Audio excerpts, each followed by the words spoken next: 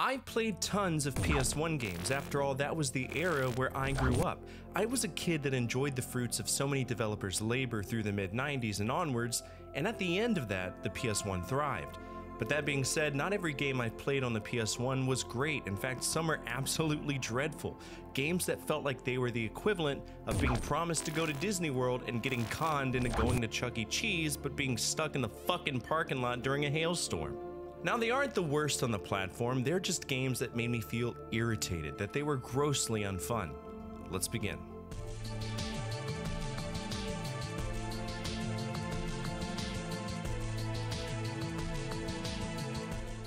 There are a few media franchises out there that have been drugged through hell and back. Batman, Superman, Alien, most film franchises, and in the 80s and 90s, most TV shows. But one franchise that I view as one of the most hit and miss franchises out there is the James Bond line of games. They never knew what they wanted to do. For all intents and purposes, its sweet spot was 007 GoldenEye by Rare, but I'm not big on that game. In fact, I find it to be incredibly overrated. Between me and you, I prefer the PS2 era Bond games, but there were a few on the PS1. I actually mentioned another one in my first 10 Bad PS1 Games episode, 007 Racing, a game that was so grossly unrelated to racing that it was just a shitfest. Now on the other hand, 007 Tomorrow Never Dies is quite faithful to the movie, to the point where in some sequences of the game, you kind of have to have that movie knowledge. I personally struggled beating the final mission because I had never seen the 1997 film. The whole premise of the game is that a media douchebag wants to start World War III so he can report on it. And James Bond, armed with a gun, sexual tension, and a smug grin says, "Not on my watch," and punches, drives, and fucks his way through explosions and bad puns. It's the most generic Bond formula out there. To me, it's a very uninspiring game. It's basically Siphon Filter, but worse, and also incredibly short for an action game. That's provided you make it to the end, because Bond moves around like he's got all the time in the world to solve the world's problems. And that means you get shot down like the horny dog you are.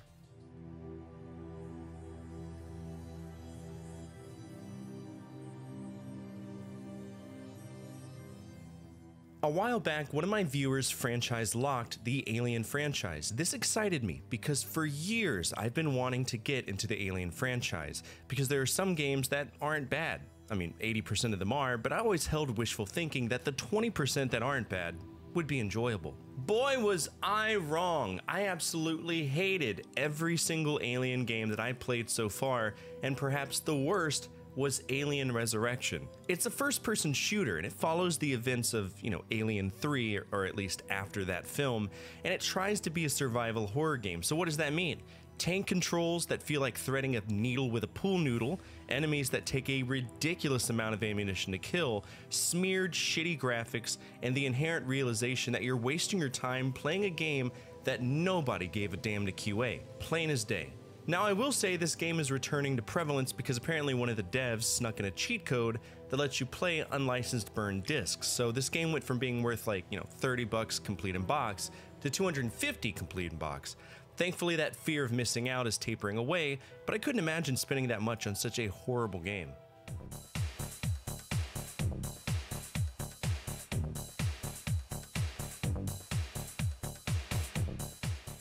I love toys. I think we all love toys because for every time a video game pissed us off to the point of not wanting to look at our TV screen, those toys were there to let us create our own fun times on our own terms. I was huge into action figures as a kid, and my son has all of my old action figures. But if you were a child of the 60s, 70s, or 80s, you might know of Marvin Glass and Associates. They created tons of novelty stuff like Light Bright, Mousetrap, Operation, Simon. Maybe some of you remember the Evel Knievel stunt cycle.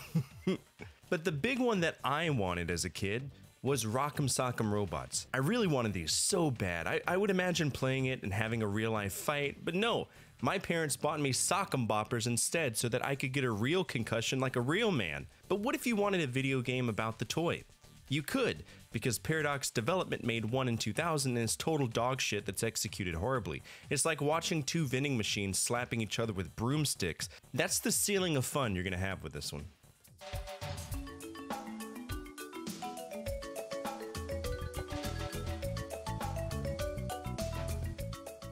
Oh yes, Gex, the eternal meme of my channel. It's been a long-running gag that Gex is an almighty, omnipotent being that requires my participation in any and all of his games throughout time.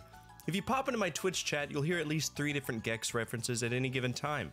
And once I put this video on my Be Right Back screen, you can bet your sweet ass that it'll come up, either by quotes or by emotes. But this is Gex 3, the final game in the trilogy, the sequel to Gex Enter the Gecko, and it plays very similar to it. The story is silly. We play as Gex, who gets a call from Agent Extra, portrayed by Marlise Andrada. You might know her as being a poster above your bed if you liked Baywatch. She's been in my search history, and for my older audience, just know, she probably would have been in yours if the internet was a thing like it is now. Boner fuel. But basically, Agent Extra is kidnapped by Rez, a recurring bad guy, and we need to save her. So we go back into the media dimension collecting more bullshit to accomplish that. It's the same exact formula that's been used and abused for the franchise in every single game. And while it's better than the Nintendo 64 version in every comprehensible way, it's still slippery and annoying to me.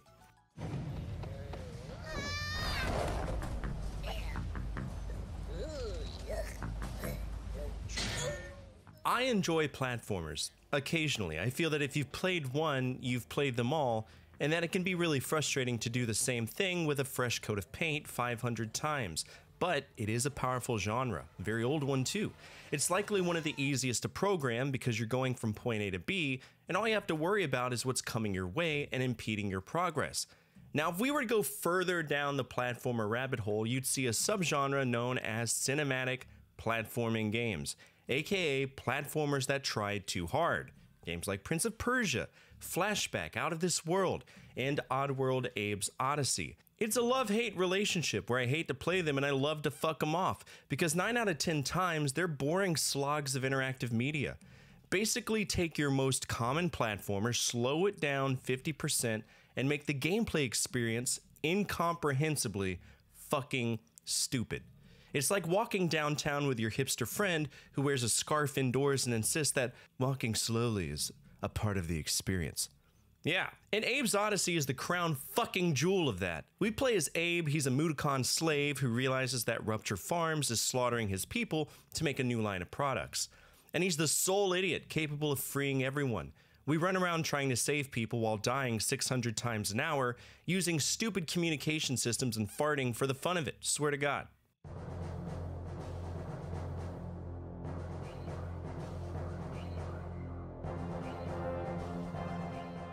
Imagine for a moment if Gex was a real man, and instead of listening to Dana Gould say stupid shit every 10 seconds, we had Phil Hartman. Yeah, that's what Blasto is, a 3D platformer that is quite literally 2 sneezes away from being Bubsy 3D. But to be honest, I would rather listen to Phil Hartman all day, every day. To me, Phil Hartman was an amazing comedian. It's kind of a shame that he passed away as soon as he did. Did you know that he was in another game as well? Virtual Springfield in 1997. Now you know. He was also the selected spokesperson for the CDI.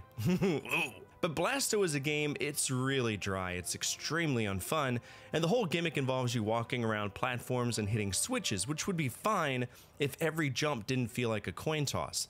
The combat is clunky even for shooting a gun, and the camera will constantly fight you, and it's not a good fight. It's not like Vader versus Luke or the Bride versus the Crazy 88.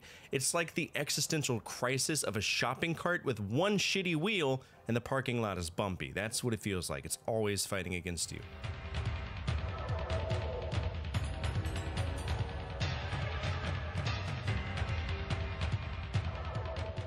I was always a huge fan of Mortal Kombat. Growing up, I remembered the first 3 because my dad had a Genesis, and those were the games that I cut my teeth on. Then there was this era where all of the games were a blur. When I was a teenager with a PS2, Deadly Alliance had come out, so naturally during my streaming career, I wanted to bridge that gap. I wanted to see exactly what happened after Mortal Kombat 3, and in some ways I kind of wish I hadn't, because it was a series of bullshit games that were not in any way representative of what made Mortal Kombat fun in the arcades. Mortal Kombat 4, as innovative as it was for the franchise, is a really rough around the edges fighting game. Most other fighting franchises that had jumped to 3D figured it out, and in some ways it felt like this one just fell a little short. Now, I beat the Nintendo 64 version, and I dabbled a little bit with the PS1 version, and to me they are both sides of a coin. The game is the exact same, but there are certain aspects that are better depending on the version that you play. The PS1 version has better sounds and cutscenes, but the Nintendo 64 version has more arcade-faithful combat, but no matter which version you play, it is a weird game.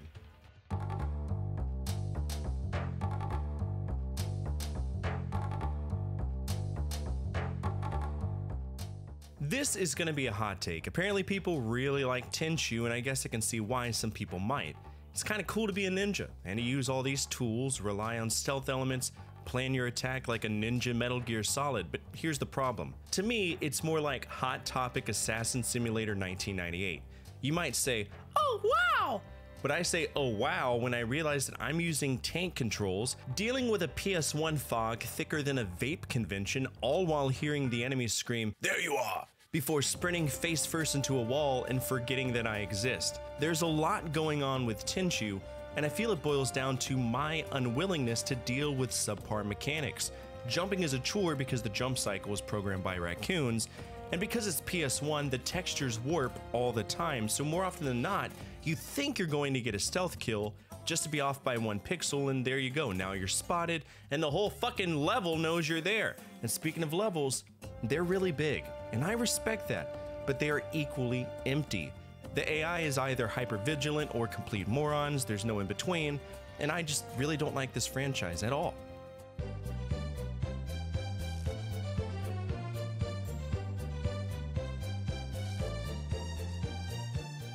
Where I shit on Gex quite often, I actually really didn't mind Rayman as a kid. Now, not the original Rayman, because I didn't play that until I was an adult. Rayman 2, The Great Escape, was one of my favorite rentals from Blockbuster as a kid. I think in some ways it might have been my first Ubisoft game as well. True story. But in the spirit of bullshit and trying to figure out where these franchises began and how they evolved, I was required to play the first Rayman game, which plays a lot like Gex. It's a side-scrolling platformer with vibrant colors and great music. And for the first 3 hours, I actually really liked this game. Then it was poisoned by the one thing that will consistently derail any platformer of the era, collectathons. You can make it all the way to the end of the game just to be told you need to go back to every single stage and collect every single Electoon in all 5 worlds to unlock the final stage. It's the same thing I hated with Jet Force Gemini, a great game ruined by this forced padding. That's literally the only complaint I had. It's a difficult game, the curve is pretty tough, but what Rayman did was great. It's literally just the fuck you go back mentality of the 90s that ruined it for me.